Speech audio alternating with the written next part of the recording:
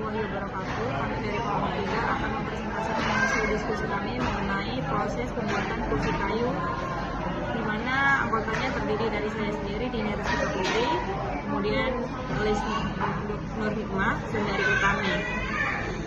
Analisis pasarnya, penilaian kuantitatif maupun kualitatif atas suatu pasar. Analisis ini melihat kondisi pasar lebih dalam, baik dari segi pelanggan, pola pembelian, nilainya, pendapatan masuk, lingkungan ekonomi, volume, ataupun nilainya.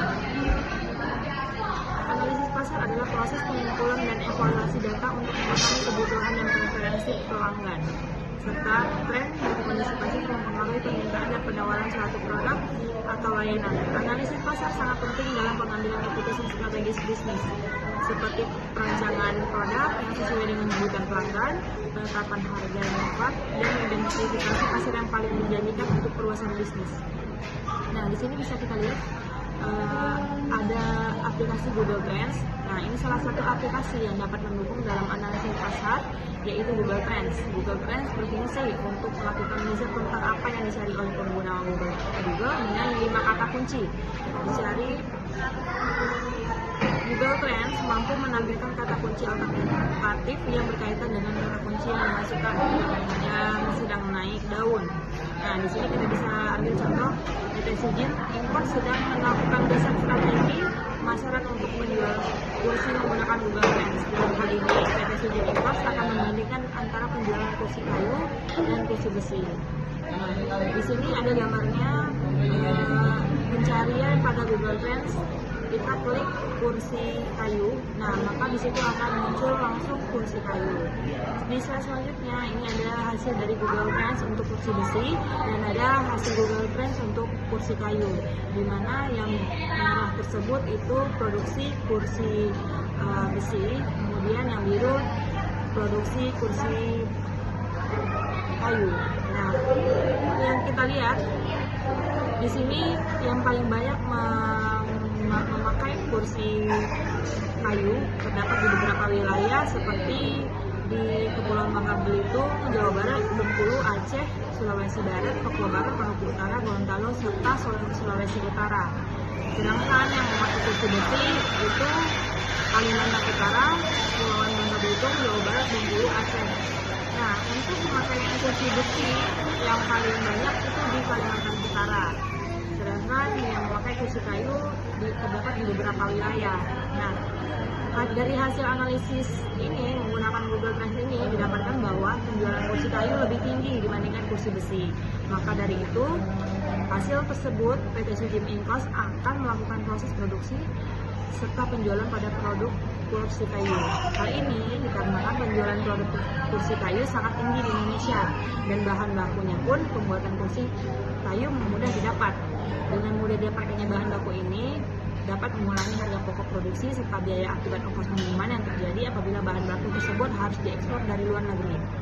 Faktor lain adalah kursi kayu tahan lama dan kuat karena mereka terbuat dari kayu keras berkualitas tinggi serta jati mahoni dan kulit. Sekian dan terima kasih. Assalamualaikum warahmatullahi wabarakatuh. Saya Sundari Utami dari kelompok 3 dan dari kelas 07 TIDK 001 akan melanjutkan presentasi dari rekan saya Dini. Dari hasil analisa menggunakan Google Trends, didapat bahwa penjualan kursi kayu lebih tinggi dibandingkan dengan kursi besi. Maka dari hasil tersebut, PT Sujin Inkors akan melakukan proses produksi serta penjualan pada produk kursi kayu. Hal ini dikarenakan produk kursi kayu sangat tinggi di Indonesia dan bahan baku untuk membuat kursi kayu mudah didapat. Dengan mudah didapatnya bahan baku, maka dapat mengurangi harga pokok produksi serta biaya akibat ongkos kirim yang terjadi apabila bahan baku tersebut harus diekspor dari luar negeri. Faktor lain adalah karena kayu tahan lama dan kuat, karena dibuat dari kayu berkualitas tinggi seperti jati mahoni dan konsep dasar produk merajuk pada ide atau gagasan yang menjadi dasar dalam pengembangan suatu produk. Konsep ini menggambarkan keunikan pada produk yang ditawarkan kepada pasar. Konsep produk mencakup deskripsi tentang feature utama produk, manfaat yang ditawarkan pada konsumen, serta nilai tambah yang membedakan produk tersebut dengan sejenisnya di pasaran. Selanjutnya di sini pada produk yang akan dipilih oleh PT Sujin Inkors yaitu adalah kursi kayu dengan panjang 1 meter, lebar 30 cm dan tinggi 40 cm. Alasan PT Sujim Inikors memilih kursi kayu ini karena dari bahan yang sudah berkualitas tinggi, yaitu dari kayu jati dan mahoni, serta sangat cocok untuk menjadi tempat duduk yang kokoh dan kuat serta menahan beban yang cukup berat. Selain itu, kursi kayu tersebut mempunyai warna yang elegan dan estetik. Terdapat beberapa bagian dalam kursi kayu, yaitu bagian atasnya dengan ukuran sekitar panjangnya 101,50 cm, lebarnya 31,5 dan dengan panjang kakinya 37 cm. Di sini ada bill of material dari kursi kayu sendiri. Bill of material merupakan bahan-bahan keseluruhan yang digunakan untuk pembuatan kursi kayu. Bill of material terdapat 6 bill of material dari kursi kayu sendiri. Yang pertama yaitu ada kaki kursi yang kita buat sendiri dengan menggunakan kursi jati seberat 1 kg dengan harga 10.000 dan membutuhkan 4 kuantiti. Selanjutnya alas kursi dibuat sendiri dengan kursi ulin dengan bahan kayu ulin dengan berat 3 kg dengan harga 15.000 dan membutuhkan 1 kuantiti. Penyangga samping dibuat sendiri dengan kayu mahoni dengan berat 0,8 dan dengan harga 7.000 membutuhkan 2 kuantiti. Penyangga depan atau belakang itu dibuat sendiri dengan kayu mahoni dengan berat 1 kg dengan harga 9.000 dan membutuhkan 2 kuantiti. Untuk lem kita beli dengan harga 18.000 dan membutuhkan 2 piece. Serta penyangga kaki dibuat sendiri dengan kayu mahoni dengan berat 1 kg dan dengan harga 5.000 membutuhkan 2 piece. Selanjutnya adalah peta operasi.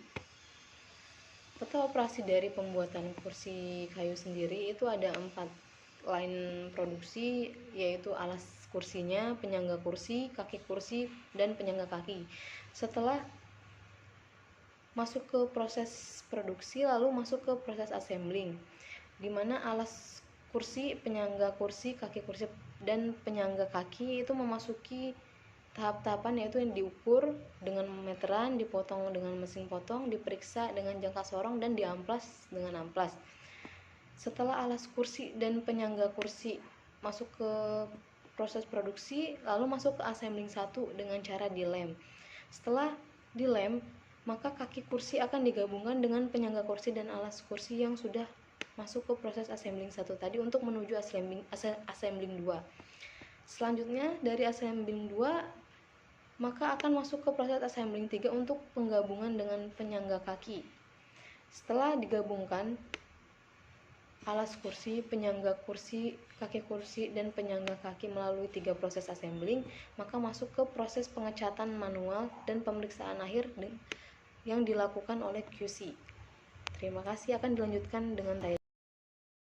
Jelaskan tentang aplikasi Flexim. Apa itu Flexim? Flexim adalah perangkat lunak simulasi berbasis 3D yang digunakan untuk memodelkan, menganalisis, dan mengoptimalkan proses dalam berbagai jenis sistem seperti manufaktur logistik, perawatan kesehatan, atau rantai pasok. Manfaat Flexim sangat relevan untuk berbagai industri yang ingin meningkatkan efisiensi operasional, mengurangi biaya, dan mengoptimalkan sumber daya.